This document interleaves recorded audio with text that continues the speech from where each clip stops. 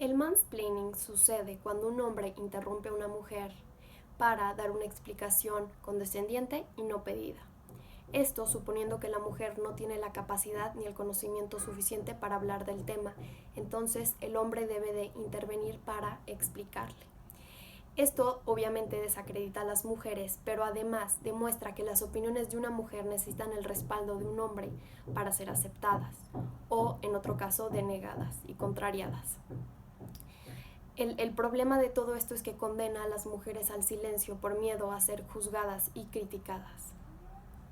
Esto se ha trasladado a las plataformas digitales, ya que antes solo se daba en interacciones cara a cara.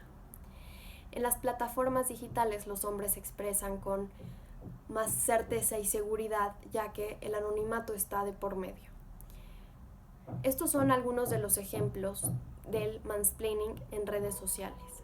Este es uno de los ejemplos más comunes dentro del mansplaining, porque trata sobre una mujer que tiene conocimiento sobre un área específica y un hombre que parece ser que no tiene ningún conocimiento sobre ello, pero de todas formas trata de educar a la mujer. En este caso vemos a una mujer que habla sobre el coronavirus y cómo este es un virus mutable porque se reproduce millones de veces. Lo explica de una manera muy clara y concisa, pero a esto un hombre responde que no cree en lo que ella está diciendo y en otras palabras que se eduque un poco más. Trata de explicarle cómo es la realidad. Pero ella le responde que ella trabaja en el personal de salud que atiende a los pacientes de coronavirus. En este sentido es interesante porque es una mujer que está educada en estos temas específicos, pero un hombre que no tiene mucha idea de lo que sucede tiene una opinión de todas formas, ¿no? Es interesante pensarlo así porque a cualquier comentario de una mujer, más allá de que tenga muchas bases, ese comentario va a haber un hombre que va a responder sin saber absolutamente nada y tratar de contrariarlo. En este otro ejemplo existe una discusión alrededor de la identidad de género y si esta es correcta o no. Lo interesante de este ejemplo es que una mujer dice y corrige a este hombre y le dice no es ideología de género, es identidad de género, diferenciando que la identidad de género es la percepción que una persona tiene sobre sí misma. A lo que un hombre responde que no es así, que la ideología de género es la percepción, lo cual claramente es incorrecto, pero de todas formas él le dice sería bueno que lo buscaras, insinuando que ella no tiene el conocimiento suficiente para hablar de estos temas, además de negar por completo la identidad de género diciendo que tú no puedes autopercibirte como nada más que lo que eres biológicamente.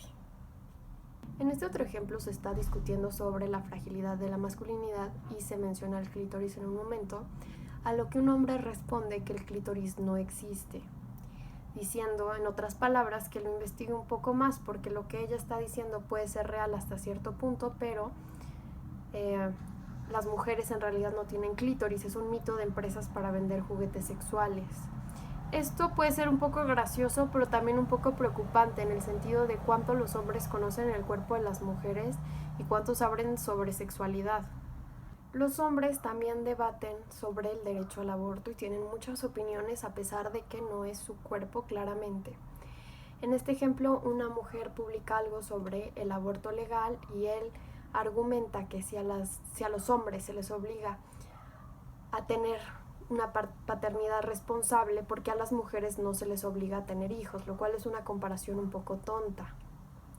Pero bueno, sin meternos en adjetivos calificativos, creo que es un poco problemático que un hombre opine sobre el cuerpo de una mujer y quiera enseñarle a qué debe y no debe hacer con su cuerpo. ¿Por qué estas interacciones son tan comunes? ¿Por qué vemos constantemente este tipo de discusiones donde un hombre hace mansplaining? El mansplaining es una forma de legitimar al hombre como superior a la mujer, pensando en la mujer como el sexo inferior y en el hombre el sexo superior. De esta forma ellos legitiman su posición en el patriarcado y la refuerzan constantemente como si su obligación y su papel fuera educar a las mujeres porque ellas son seres inferiores que no tienen la capacidad para entender lo que los hombres entienden. Para entender esto hay que pensar que los hombres basan su identidad en la masculinidad, Y la masculinidad es un acto demostrativo constante. Los hombres tienen que demostrar en los diferentes espacios público, político, social, que son hombres. Es un trabajo de día a día, y todas las acciones que ellos toman y todo lo que el otro observa tiene que asemejarse a la idea platónica de lo que significa ser un hombre.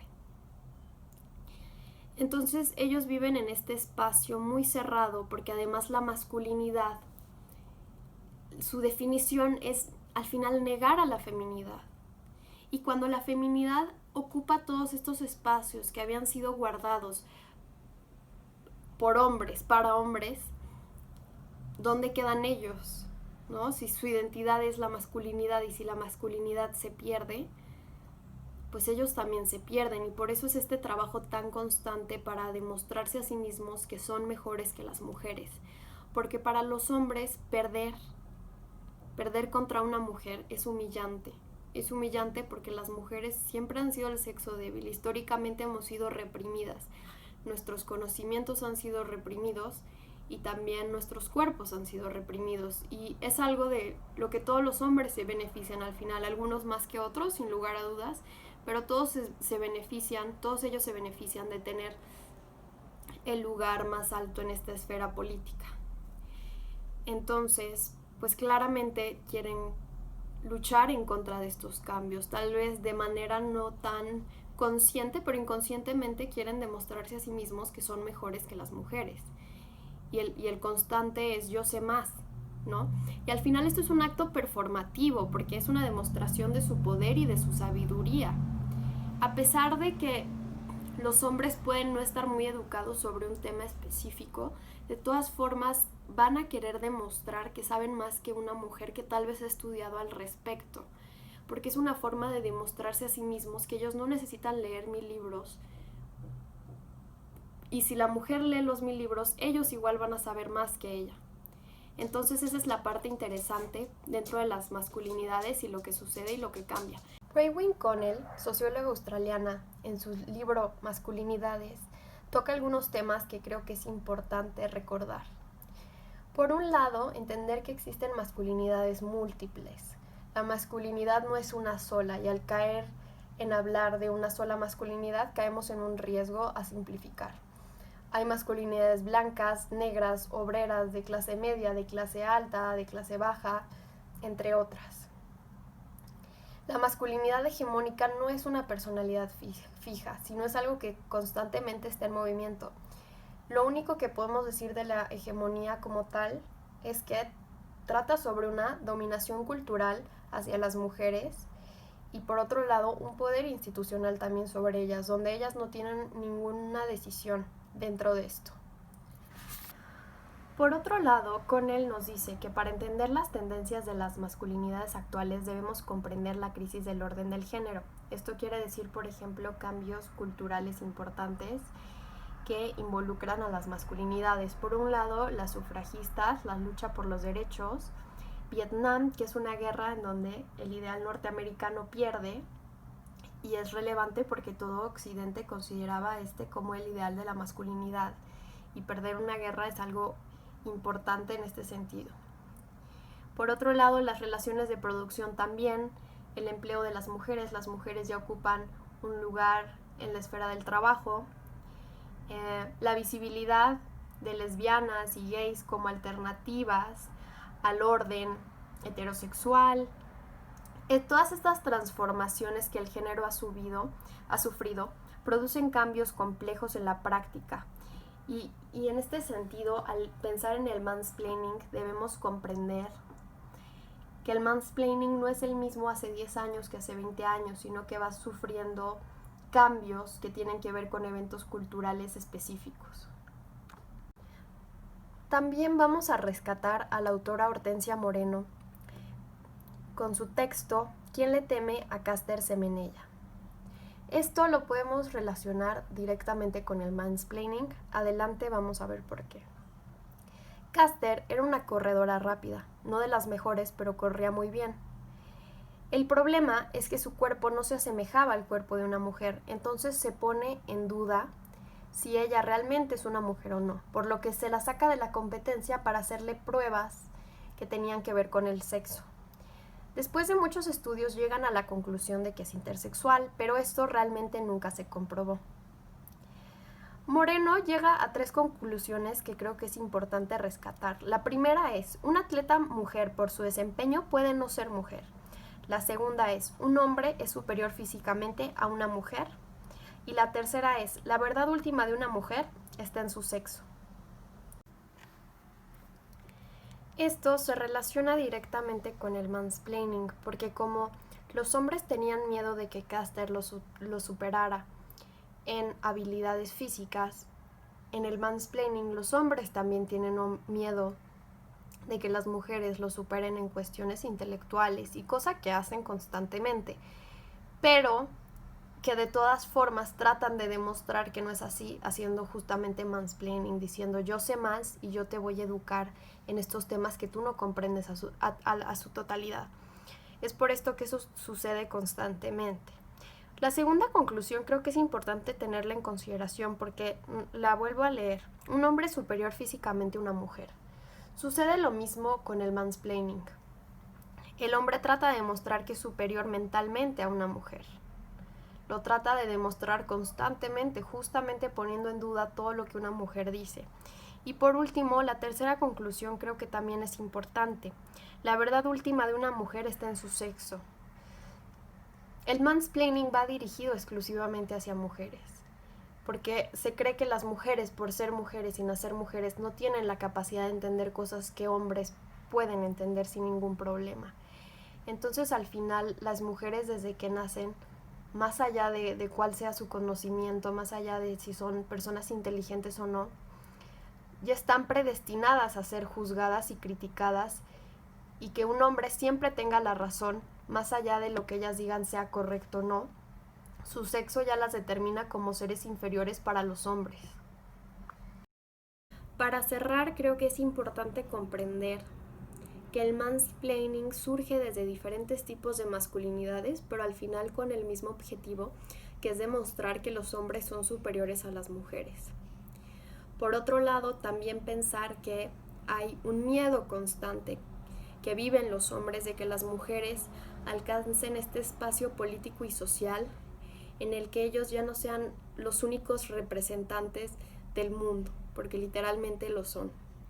Entonces es una lucha en contra de los movimientos que estamos viviendo hoy en día, y pues creo que es importante que estas personas repiensen estos comentarios que hacen mansplaineando a mujeres y de dónde surgen y por qué.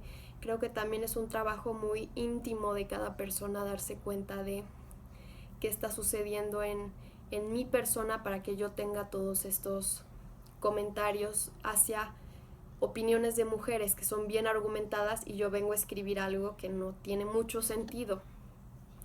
Y también plantearlo desde que no hay una respuesta única para todo, para este tipo de comentarios, porque como decíamos antes, hay muchos tipos de masculinidades que se juegan. Lo único que podemos ver es que el objetivo final es otra vez esta demostración de que el hombre es superior a la mujer. Pero como decía, también surge de un miedo muy grande de los hombres, un miedo muy grande de perder este lugar. Porque si su identidad es corrompida, ¿quiénes son ellos? Dejo abierto el repensar a cada uno qué hace para aportar a estas situaciones específicas, por ejemplo, de mansplaining, que los hombres repiensen yo qué hago, no solo en las redes sociales, sino también en conversaciones cara a cara, porque yo creo que no es algo específico de unos cuantos hombres, sino es algo que los hombres y la mayoría de ellos, y probablemente todos los hombres, hacen constantemente. Entonces, replantearse a sí mismos por qué me causa tanto miedo esta situación, qué está sucediendo dentro mío, que tengo que demostrar constantemente que yo sé más que alguien. Cuando muchas veces no es así, y eso es la parte importante a reconocer. Yo no siempre voy a saber más que otras personas, y dejar de ver a las mujeres como seres que tienen que inferiorizar de alguna manera. Yo invitaría a todo el mundo a que repiense un poco estas cosas y, como digo, los hombres a todos los hombres, porque no hay un hombre que no tenga este tipo de conductas, algunos mucho más disfrazadas y tal vez menos obvias, pero pues si vivimos en un sistema heteropatriarcal van a haber conductas que vamos a replicar y reproducir de otras personas que hemos visto. Entonces, pues bueno, aquí cierro el video. Les agradezco a todos los que llegaron hasta aquí.